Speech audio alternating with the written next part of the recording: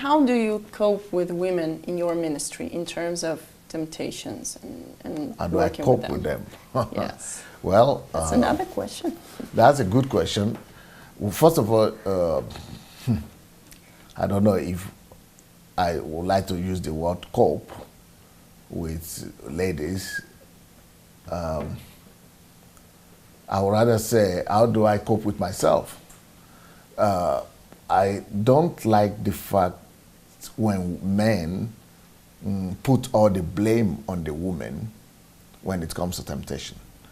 I hear preachers and say ladies are supposed to dress and not wear some certain dresses or wears, and ladies should be careful not that the men will not be tempted. But why should we put the blame on the ladies? I think the men should be careful. It's the men's responsibility to take care of themselves. Some people say, these women are tempting the men. Oh, don't tempt the men. I have a problem with that. I think that as a man, it is my duty to wash after myself. As a man, I shouldn't put responsibility on me being tempted or not on how the lady dresses or she didn't dress.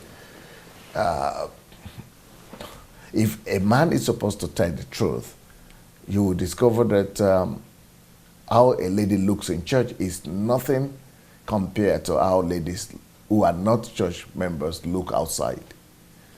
And a man that is not tempted outside of the church doesn't even have that problem in the church. But if you are tempted in the church, then you have to sleep in that church and live in the church, because what will you then do when you come out of that church? Because out of the church, you have more vulgar dressing, more vulgar presentation. Like, for example, I was in a meeting today, church meeting, and I decided to put on my computer. As soon as I put it on, the thing that jumped at me was a picture of a naked woman. That was in the church, but in my computer. And so it doesn't matter how vulgar the ladies around me in the church have dressed physically, but what I'm seeing in my own computer is much more horrible than any lady could present in any building. So I think it's the responsibility of the man fighting temptation in his own life and, trying to hold himself and resist the temptation that is all around us. And, it's a fact. The latest statistics say that men in a year have at least 1 million sexual suggestions, temptations. Men have that because, whatever they see, they are tempted and they are appealed to by what they see. So it's what happens in the church. You are in the church maybe just 2 times or 3 times. So that's nothing compared to what you see on a daily basis, thousands of them. So in the real sense, I would not say we should cope with the women in the church. I think we should rather be rejoicing that the women in the church are not as vulgar or revealing in their dressing and as people in the world. But no matter where people are, if you want to fight and against sin and walk in holiness and righteousness, it starts from your heart. It starts from what is happening within you, in your mind. And that's where holiness starts from. And as a man, if I say I don't have temptations with women, I don't feel attracted to women, I'll be deceiving you. I have it.